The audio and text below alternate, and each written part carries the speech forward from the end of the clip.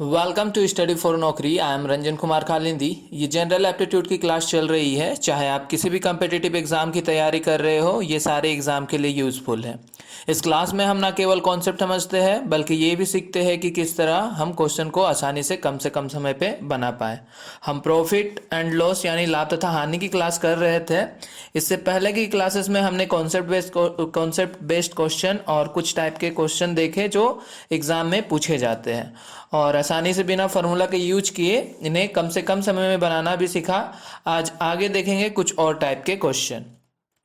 अगर आप इस चैनल पर नए हो तो इसे एक सब्सक्राइब कर ले ताकि आप हमारे साथ आगे भी क्लास पे बने रहें और इस वीडियो को एक बार शेयर कर दें। अगर आप पीडीएफ डाउनलोड करना चाहते हैं तो हमारा टेलीग्राम ग्रुप ज्वाइन कर सकते हैं। इसका लिंक आपको नीचे डिस्क्रिप्शन बॉक्स पे मिल जाएगा।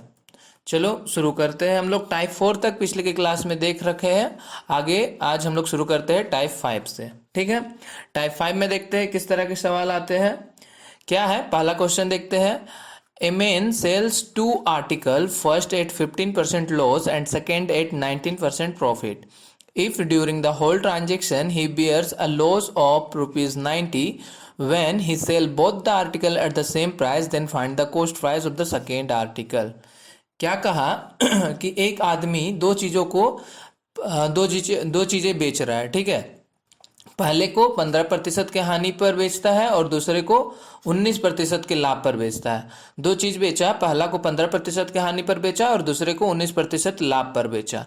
यदि इस पूरे लेन देन के दौरान वह 90 रुपए का नुकसान उठाता है तो जब वह दोनों चीजों को एक ही कीमत पर बेचता है, दोनों चीजों का सेलिंग प्राइस विक्रय मूल्य जब सेम रहे तो दूसरी चीज का कीमत क्या है, दूसरी चीज का क्या क्रय मूल्य क्या होगा, ये हमें पता करना है। तो देखो इस क्वेश्चन में क्या हो रहा है कि दो केस बन रहे हैं। पहला केस क्या बन रहा है कि दो आर्टिकल है, पहला को वो बेच रहा है 15% के नुकसान पे, ये पहला केस बन रहा है।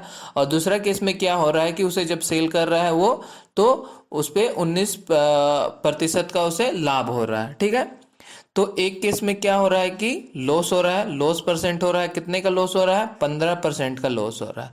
और दूसरे में क्या हो रहा है, एक में हमारा प्रॉफिट परसेंट हो रहा है। प्रॉफिट कितने का हो रहा है? 19% का प्रॉफिट हो रहा है दूसरे सामान में। ये है। तो जब हमें परसेंट दिया हुआ रहे तो इससे किस तरह से क्रय मूल्य और विक्रय मूल्य यानी कि कॉस्ट प्राइस और सेलिंग प्राइस कैसे निकालना है, ये हमने सीख रखा है। इससे पिछले की क्लास में कैसे करते थे। लॉस परसेंट जब 15% दिया हुआ है तो इसे हम और क्या लिख सकते हैं, 15/100 इस तरह से लिख सकते हैं, इस तरह से लिख सकते हैं। और इसे लिख सकते हैं, और क्या लिख सकते हैं, और इसे लिख सकते हैं 3/20, ये लिख सकते हैं। ठीक है, ये लिख सकते हैं। तो इसे हम क्या कहते हैं, ये है हमारा लॉस, ये हमारा क्या है, कॉस्ट प्राइस, क्रय मूल्य, और ये हमारा हानि। ठीक है, तो ये पता चल गया। तो इससे हम क्या कर सकते हैं, अपना सेलिंग प्राइस भी पता कर सकते हैं, विक्रय मूल्य पता कर सकते हैं। कैसे पता करेंगे? हानि हो रहा है, होने का मतलब क्या है, हानि हो रहा है तो सेलिंग प्राइस क्या होगा, कम होगा कॉस्ट प्राइस से। तो कॉस्ट प्राइस है हमारा 20, लॉस हो रहा है 3 का, तो 20 में जब हम 3 घटा दे तो हमारा सेलिंग प्राइस यानी कि विक्रय मूल्य हमारा निकल कर आ जाता है 17। ठीक है, ये हमारा सेलिंग प्राइस, यहाँ पे विक्रय मूल्य कम होगा कॉस्ट प्राइस के कंपेयर में। ठीक है, तो पहला केस में तो हमारा निकल गया क्रय मूल्य और विक्रय मूल्य। दूसरा केस पे आते हैं। दूसरा केस में क्या दिया हुआ है, दूसरा केस में हमारा प्रॉफिट हो रहा है 19% का, और इसे हम क्या लिख सकते हैं, 19/100, ये लिख सकते हैं 19/100। इस केस में ये हमारा कहलाएगा प्रॉफिट और ये हमारा कहलाएगा कॉस्ट प्राइस। अब इसका सेलिंग प्राइस अगर हम लोग निकालें तो प्रॉफिट की बात हुई, तो इसमें हमारा विक्रय मूल्य ज़्यादा होता है कंपेयर टू क्रय मूल्य। तो विक्रय मूल्य ज़्यादा होगा कहने का मतलब क्या, 100 में हमें प्रॉफिट को ऐड करना पड़ेगा, तो 100 में हमने 19 को ऐड कर दिया, तो इससे हमारा क्या निकल कर आ गया, 119 सेलिंग प्राइस निकल कर आ गया। ठीक है, ये निकल कर आ गया। चलो अब इसे हम लिखते हैं केस बनाकर। ठीक है, ये हो गया। तो पहला केस में क्या हो रहा है, पहला केस में हमारा सेलिंग प्राइस क्या है, पहला केस में हमारा विक्रय मूल्य निकल कर आया 17। ठीक है, और दूसरे केस की बात करें तो दूसरा केस में हमारा सेलिंग प्राइस क्या निकल कर आया, 119 दूसरे केस पे निकल कर आया। और अगर प्रॉफिट और लॉस की बात करें तो पहला केस पे क्या हो रहा है, पहला केस पे हमें लॉस हो रहा है, कितने का, 3 रुपए का लॉस हो रहा है, ठीक है। मतलब लॉस को हम डिनोट करते हैं चलो माइनस से, तो -3 हमने लिख दिया। दूसरा केस में क्या था, दूसरा केस में हमें प्रॉफिट हो रहा था, प्रॉफिट कितना का हुआ, 19 रुपीज़ का, तो इसे हमने +19 लिख दिया। अब क्रय मूल्य की बात करें कॉस्ट प्राइस की, तो कॉस्ट प्राइस पहला केस में हमारा कॉस्ट प्राइस क्या निकल कर आया, 20। दूसरा केस में कॉस्ट प्राइस हमारा क्या निकल कर आ रहा है, 100, ठीक है। ये हो गया, ये आ गया हमारा केस का। अब देखो, अब ये निकल कर आ गया, दोनों के दो दो केस हुए, दो केस में हमें सेलिंग प्राइस, प्रॉफिट लॉस और कॉस्ट प्राइस तीनों का पता चल गया। अब आगे हम लोग क्वेश्चन पढ़ते हैं, और क्या क्वेश्चन में दिया हुआ है कि when he sell both the article at same price, दोनों को क्या कर रहा है, वो दोनों चीज़ों को एक ही कीमत पर बेच रहा है, दोनों चीज़ों को एक ही कीमत पर बेच रहा है, ठीक है, एक ही कीमत पर बेच रहा है। तो चलो यहाँ पर देखते हैं, जब क्या होगा, जब हमारा क्या हो रहा है, दोनों article when SP is equal, SP is equal, यही कहना चाह रहा है ना कि दोनों का सेलिंग प्राइस क्या होगा, both article at same price, same price मतलब दोनों का सेलिंग प्राइस, इसमें क्या, दोनों का विक्रय मूल्य समान होगा, ठीक है। तो दोनों का विक्रय मूल्य हम लोग समान कर देते हैं। तो केस 1 में हमारा क्या था, और यहाँ पर लिख देते हैं केस 2, ये हमारा सेलिंग प्राइस, ये हमारा प्रॉफिट और लॉस, और ये हमारा कॉस्ट प्राइस। तो यहाँ पर देखो, यहाँ पे हमारा सेलिंग प्राइस 17 है और सेलिंग प्राइस यहाँ पे क्या है, 119। तो इन दोनों को हमें इक्वल करना पड़ेगा। तो इक्वल कैसे करेंगे, यहाँ पे हमारा 119 है, तो यहाँ पर हम 17 इंटू, अगर 17 इंटू क्या है 119 डिवाइडेड बाय 17 अगर करें तो कितना निकल कर आ रहा है, 7 निकल कर आ रहा है। मतलब यहाँ पर हम 17 इंटू 7 करें, 17 इंटू 7 करें तो ये हमारा निकल कर आ जाएगा 119। अब दोनों इक्वल हो गया हमारा सेलिंग प्राइस, ठीक है। तो हमें यही करना था, सेलिंग प्राइस को क्या इक्वल करना था, क्योंकि यहाँ पे हमें क्या बोला, when he sell both the article at same price. तो सेम प्राइस में हमने सेलिंग प्राइस का सेम कर दिया, यहाँ पर भी 119 पहला केस पे भी और दूसरे केस पे भी 119। तो जब हमने पहले केस पे 7 से मल्टीप्लाई किया है, तो इसके प्रॉफिट लॉस सब में इसमें भी क्या करना पड़ेगा, हमें 7 से मल्टीप्लाई करना पड़ेगा। तो लॉस हुआ था यहाँ पे -3 का, तो -3 इंटू 7 कर देंगे, ठीक है। तो ये कितना हो गया हमारा -21, और कॉस्ट प्राइस भी हमारा 20 into 7 that is equal to 14 हो जाएगा, निकल कर आ गया हमारा क्या, 14 निकल कर आ जाएगा, ठीक है। 7 इंटू 20 कर देंगे तो हमारा क्या 14 निकल कर आ गया। अब ये हो गया।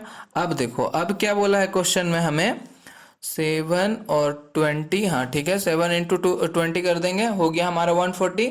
अब यहाँ पर प्रॉफिट, सेकेंड केस में हमारा प्रॉफिट क्या हो रहा था, +19 का प्रॉफिट हुआ था, और कॉस्ट प्राइस हमारा कितना था, कॉस्ट प्राइस हमारा था 100, ये निकल कर आ गया। अब देखो, अब हमें आगे क्या बोला है क्वेश्चन में, और क्वेश्चन में हमें क्या बोल रहा है कि, क्या बोला कि in during the whole transaction he bears a loss of 90, ठीक है। पूरे लेन देन के दौरान में 90 का नुकसान उठाया, और क्या हुआ, जब वह दोनों चीज को एक समान कीमत पर बेचता है, तो दूसरे चीज का कीमत का हमें पता लगाना है। दूसरा कहने का मतलब ये है, तो इसका हमें क्या, कॉस्ट प्राइस का पता लगाना है। तो यहाँ से तो हमें निकल कर आ गया कि CP equal to second case का, मतलब दूसरे सामान का कॉस्ट प्राइस कितना है, 100 है, ठीक है। क्रय मूल्य कितना है, 100 है, ठीक है। और यहाँ पे क्या बोला कि होल ट्रांजेक्शन में he bears a loss of 90 rupees, 90 रुपए का लॉस हो रहा है, ठीक है। तो यहाँ से हम लोग प्रॉफिट और लॉस ले लेते हैं। तो प्रॉफिट और लॉस देखा जाए तो -21 + 19 दैट इज इक्वल टू क्या, -2 आ जाएगा। -2 माइनस डिनोट क्या कर रहा है, माइनस डिनोट कर रहा है हमें लॉस का, यानी कि इसे लॉस हुआ है कितने का, 2 रुपए का लॉस हुआ है, ठीक है। अब 2 रुपए का लॉस हुआ है इस पूरे ट्रांजेक्शन में, पर क्वेश्चन में हमें क्या बोल रहा है कि 2 रुपए का लॉस नहीं हुआ है, कितने का हुआ है, 90 रुपए का लॉस हुआ है। तो 2 रुपए का नहीं हुआ है, कितने का हुआ है, 90 का। कितना गुना ज़्यादा हो गया, 45 गुने ज़्यादा हो गया। तो 45 गुना ज़्यादा हो गया, तो 45 हो गया, तो हमारा कॉस्ट प्राइस भी 100 ना होके इससे 45 गुना ज़्यादा होगा, यानी कि 4500 रुपीज़ हमारा सेकेंड आर्टिकल का क्रय मूल्य निकल कर आ जाएगा। ऑप्शन ए यहाँ से करेक्ट आंसर हो जाएगा, ठीक है। समझ में आया। अगर नहीं आया तो चलो हम लोग दूसरा सवाल देखते हैं, उस पर अच्छा से समझ में आ जाएगा। अगला सवाल क्या दिया हुआ देखो, a man sell two article, first on 20% loss and second on 60% profit. Find their selling price if the difference between the cost price is rupees 3200 and the selling price of both the article is same. क्या कह रहा है कि एक आदमी दो चीज बेचता है, पहले में वो 20% का नुकसान ले रहा है और दूसरे में वो 7% का लाभ उसको मिल रहा है। यदि उनकी कीमत का अंतर इतना रुपए है, ठीक है, तो क्या बोल रहा है कि और दोनों चीज़ों का विक्रय मूल्य समान हो तो उनके विक्रय मूल्य का पता लगाए। इसमें भी दो केस बन रहा है। पहला केस में क्या हो रहा है, वो 20% के हानि पे उसे बेच रहा है और दूसरे में 60% के प्रॉफिट पे बेच रहा है। पहला में क्या हो रहा है कि लॉस हो रहा है। लॉस परसेंट कितने का हो रहा है, 20% का लॉस हो रहा है। और सेकेंड केस में क्या हो रहा है, प्रॉफिट हो रहा है। कितने का प्रॉफिट हो रहा है, प्रॉफिट हो रहा है 60% का प्रॉफिट हो रहा है। ठीक है, तो यहाँ से हम लोग इसका क्रय मूल्य और विक्रय मूल्य निकाल लेते हैं। कैसे निकालेंगे, 20/100 और इसे हम लिख सकते हैं 1/5 लिख सकते हैं। ठीक है, तो 1/5 ये क्या कहलाएगा हमारा लॉस, ये क्या कहलाएगा कॉस्ट प्राइस। तो यहाँ से हम एसपी अगर निकालें, सेलिंग प्राइस, विक्रय मूल्य अगर निकालें, तो लॉस हो रहा है तो सेलिंग प्राइस क्या होगा, कम होगा, विक्रय मूल्य कम होगा, तो 5 पे 1 का लॉस हो रहा है, यानी कि 4 रुपये हमारा विक्रय मूल्य होगा। ठीक है, दूसरे में आ जाते हैं। यहाँ पे प्रॉफिट हो रहा है 60% का, यानी कि 60/100 और इसे हम क्या लिख सकते हैं, और इसे हम लिख सकते हैं 3/5, 3/5। तो ये हमारा हो गया प्रॉफिट और ये हमारा हो गया कॉस्ट प्राइस। तो यहाँ पे प्रॉफिट की बात हुई तो सेलिंग प्राइस हमारा ज़्यादा होगा, तो 5 में कितने का, 3 रुपये का प्रॉफिट हो रहा है, तो इसे हम ऐड कर देंगे, तो 5×3 कितना हो गया 8। तो यहाँ पर हमारा विक्रय मूल्य क्या निकल कर आ गया 8। अब देखो यहाँ से हमें दो केस बना, तो दो केस में पहला केस और दूसरा केस, इन दोनों केस का हम लोग लिख लेते हैं इसका सेलिंग प्राइस, प्रॉफिट लॉस और कॉस्ट प्राइस, विक्रय मूल्य, लाभ हानि और क्रय मूल्य क्या हुआ। तो पहला केस में क्या हुआ, पहला केस में हमारा सेलिंग प्राइस कितना निकल कर आया 4 और प्रॉफिट लॉस हो रहा है, इस केस में हमें लॉस हो रहा है कितने का 1 का, और लॉस हो रहा है इसलिए हम इसे डिनोट करेंगे माइनस से। और कॉस्ट प्राइस कितना है, कॉस्ट प्राइस हमारा निकल कर आ गया है 5। ठीक है, ये हो गया, इतना सा हो गया। आगे क्या दिया हो, आप सेकंड केस पे आते हैं। सेकंड केस पे देखो सेलिंग प्राइस कितना है, सेलिंग प्राइस हमारा निकल कर आ गया 8। प्रॉफिट कितना, इसमें हमारा प्रॉफिट हो रहा है, तो प्रॉफिट हो रहा है कितने का, 3 का प्रॉफिट हो रहा है, तो हम इसे डिनोट करते हैं प्लस से। कॉस्ट प्राइस की बात करें, कॉस्ट प्राइस कितना है, तो 5 है, इस पे भी कॉस्ट प्राइस हमारा क्या है 5। ये हो गया। अब देखो ये इतना करना था, ये हो गया क्वेश्चन में। अब क्या बोला है कि the selling price of both the article is same, बोल रहा है कि उनके दोनों चीज़ों का बिक्री का मूल्य समान है, दोनों का एसपी जो है वो इक्वल है। तो हम लोग क्या करते हैं, व्हेन एसपी इज इक्वल, दोनों को इक्वल बना देते हैं। इक्वल बना रहे हैं तब देखते हैं केस क्या होना चाहिए। तो पहला केस और दूसरा केस, एसपी, प्रॉफिट लॉस और कॉस्ट प्राइस हो गया। तो पहला पहला देखो यहाँ पे क्या है, यहाँ पर 8 है और 4 है, इन्हें हमें इक्वल करना है। तो इक्वल कैसे कर सकते हैं, इक्वल कैसे करते हैं, 8/4 कर दे अगर तो 2 आ रहा है, यानी कि 4 में अगर हम 2 का मल्टीप्लाई कर दे तो यहाँ पर हम 4 में अगर 2 का मल्टीप्लाई कर दे तो इसे हम 8 लिख सकते हैं। और सेकंड केस में 8 तो है ही है, तो दोनों क्या हुआ, दोनों आपस में बराबर हो गया। और यही इसमें बोला है कि दोनों में क्या होगा, सेलिंग प्राइस जो है इक्वल होगा। तो ये दोनों क्या हुआ, आपस में बराबर हो गया। अब यहाँ पर हम अगर 2 से मल्टीप्लाई कर रहे हैं तो इस केस में सारे चीज में 2 से मल्टीप्लाई करना पड़ेगा। तो -1 × 2 दैट इज इक्वल टू -2 और 5 × 2 दैट इज इक्वल टू 10 हो गया। ठीक है, और यहाँ पर तो कुछ किया नहीं है, ये सेम इसी तरह रह जाएगा। तो ये हमारा जो केस बोला वो केस हमारा निकल कर आ गया। अब क्वेश्चन पे क्या बोला है आगे वो पढ़ते हैं। क्वेश्चन में क्या बोल रहा है कि difference between the cost price is ₹32400। Difference देख लेते हैं हम लोग, दोनों कॉस्ट प्राइस का डिफरेंस क्या है। तो डिफरेंस ऑफ कॉस्ट प्राइस, दोनों का क्या अंतर, यदि उनके कीमत का अंतर देख लेते हैं, दोनों के क्रय मूल्य का अंतर। तो पहला क्या है, पहला केस में हमारा क्रय मूल्य क्या है 10 है, तो 10 - 5। सेकंड केस में 5 है, तो 10 - 5 यानी कि 5 रुपए। डिफरेंस कितना निकल कर आ रहा है, अंतर क्या आ रहा है 5 आ रहा है। पर क्वेश्चन में क्या बोला है कि 5 नहीं है, कितना है 3200, डिफरेंस जो है वो 3200 है। कितना गुना ज़्यादा हो गया इससे? 6400 गुना ज़्यादा हो गया। अब 6400 गुना ज़्यादा हो गया तो इसमें क्या निकालने को बोला था? हमें बोला था उनके विक्रय मूल्य का पता लगाया। अब दोनों का विक्रय मूल्य तो सेम है, तो एक का जो होगा वो दोनों का होगा। तो यहाँ पर हमारा सेलिंग प्राइस कितना है? सेलिंग प्राइस हमारा 8 रुपये है, तो 8 रुपये है सेलिंग प्राइस। पर कोस्ट प्राइस क्या निकल कर हमारा कितना था? कोस्ट प्राइस यहाँ से हमारा निकल कर आया था 5, पर क्वेश्चन में दिया हुआ था 3200, यानी कि इतना गुना ज़्यादा, इसलिए सेलिंग प्राइस भी हमारा 8 ना होके इससे 6400 गुना ज़्यादा होगा। डेट इज इक्वल टू क्या आ जाएगा? इसे मल्टीप्लाई करने पर आ जा रहा है 5120 रुपीज़, और यही हमारा क्या हो जाएगा? आंसर। ऑप्शन बी जो है वो करेक्ट आंसर हो जाएगा। ठीक है, दोनों केस निकालना है। दोनों केस निकालने के बाद उस पर क्या कंडीशन बोला है वो कंडीशन लगा के फिर चेक कर आगे देखना है कि क्या निकालने को बोला है। तो बस इसी तरह बना लेना है।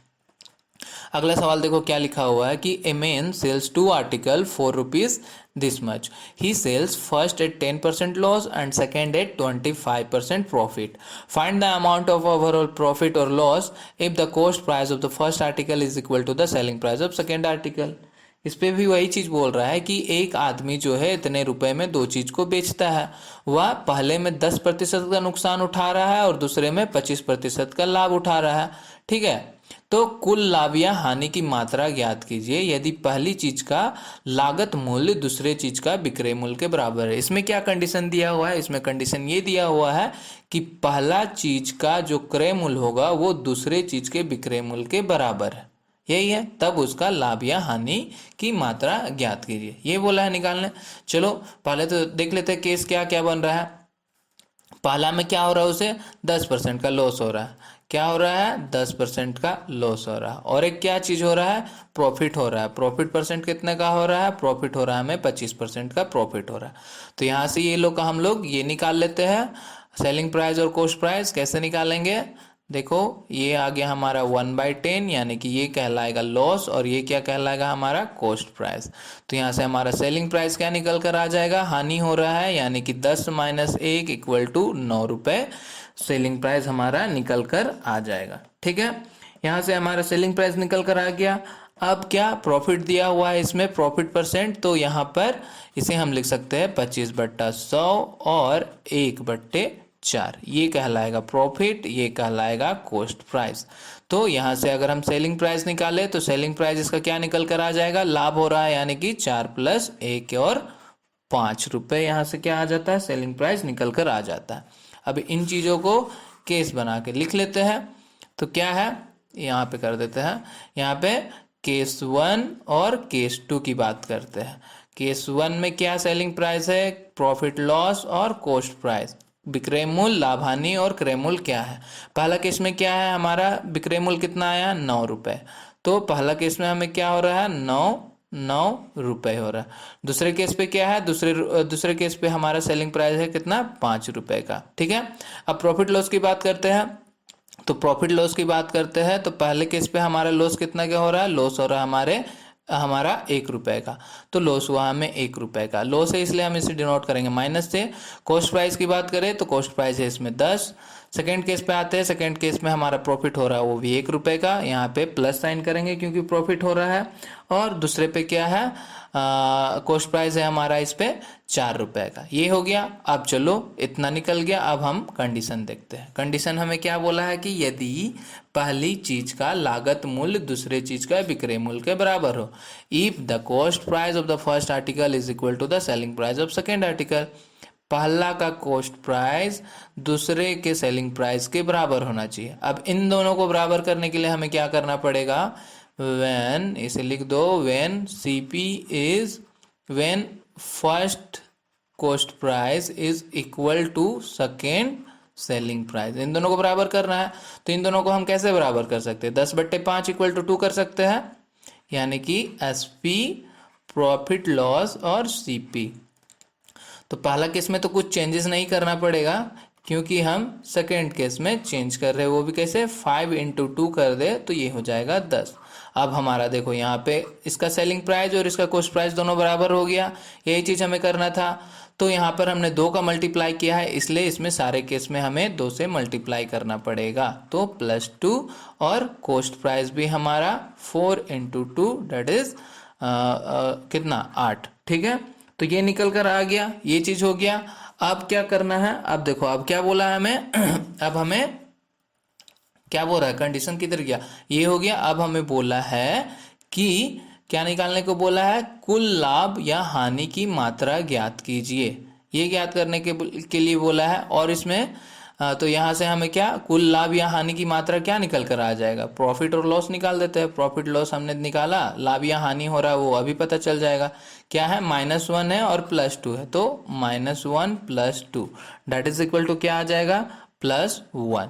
तो प्लस डिनोट कर रहा है मीन्स प्रॉफिट हो रहा है, कितने का, 1 रुपए का प्रॉफिट हो रहा है, 1 रुपए का प्रॉफिट हो रहा है। ठीक है, 1 रुपए का प्रॉफिट हो रहा है। और इसमें क्या दिया हुआ है कि आदमी जो है इसे बेच रहा है एक साथ 10 रुपए में 2 चीज़ों को, मतलब कि दोनों चीज़ों का दाम कितना है, दोनों चीज़ों का दाम है 1710 रुपये। तो यहाँ पे हम अगर दोनों चीज़ों का दाम निकाले, SP निकाले दोनों चीज़ों का, तो क्या है 9 और 10 रुपये, मतलब 9 + 10 यानी कि 19 रुपये है यहाँ पे दोनों चीज़ों का दाम। पर क्वेश्चन में हमें क्या बोल रहा है कि दोनों चीज़ों को बेचा वो 19 रुपये में नहीं बेच रहा है, कितना में बेच रहा है वो 1710 रुपीज़ में बेच रहा है। मतलब कितना गुना ज़्यादा हो गया, इससे 90 गुना ज़्यादा हो गया, 90 गुना ज़्यादा में बेच रहा है। तो हमारा जो प्रॉफिट होगा वो भी 1 रुपये ना होके इससे 90 गुना ज़्यादा होगा, यानी कि 90 रुपये का प्रॉफिट होगा। और यही जो है हमारा आंसर हो जाएगा। कितने का प्रॉफिट हुआ, 90 रुपये का। ऑप्शन डी यहाँ से सही निकल कर आ जाता है। ठीक है, समझ में आया। अगला चलो, अगला क्या दिया हुआ है, अगला क्या बोल रहा है कि the selling price of 2 article is same, 1 article is sold at 20% loss, find the total cost price if he sells each article at ₹9600। 2 चीज़ों की बिक्री मूल्य समान है, एक चीज 20% के नुकसान पर बेची जाती है, यदि वह प्रत्येक वस्तु को इतने रुपए में बेचता है तो कुल लागत मूल्य क्या होगा। ठीक है, ये पूछा हमें। अच्छा, ये क्वेश्चन आधा ही टाइप हुआ है, अच्छा छोड़ो, ये क्वेश्चन को छोड़ दो। इस पे प्रॉफिट का दिया हुआ है, लॉस का नहीं दिया हुआ, आधा ही टाइप हुआ है, इसे छोड़ दो। टाइप 6 पे आते हैं हम लोग, टाइप 6 की बात करते हैं। टाइप 6 पर आते हैं। टाइप 6 पे क्या किस तरह के सवाल आते हैं, देखो क्या है, a dishonest shopkeeper promise to sell 1 kg goods at its cost price but he uses 30% less weight, find the profit percent. ठीक है, प्रॉफिट परसेंट हमें निकालने को बोला। क्या बोल रहा है कि एक बेईमान दुकानदार 1 kg माल को उसके लागत मूल्य पर बेचने का वादा करता है, लेकिन वह 30% कम वजन का उपयोग करता है, तो लाभ प्रतिशत क्या होगा, ये हमें पता करना है। देखो इसमें कुछ करना नहीं है। ट्रू वैल्यू क्या है, मतलब ट्रू वैल्यू कहने का मतलब कि ओरिजिनल वैल्यू, जो वास्तविक वैल्यू क्या है, वास्तविक मान क्या है 1 kg का चीज़ है, कितने का है 1 kg का, और 1 kg कह लो या 1000 ग्राम। ट्रू वैल्यू इसका यही है, ओरिजिनल चीज़ है, वास्तविक मान है 1000 ग्राम का। पर उस पे ये क्या किया, इस पे बोल रहा है, वादा तो किया वो कि 1000 ग्राम का चीज़ वो बेचेगा, पर वो क्या किया, इसके कॉस्ट प्राइस पे वो क्या कर रहा है, 30% लेस वेट लगा रहा है, 30% वेट लेस कर दे रहा है।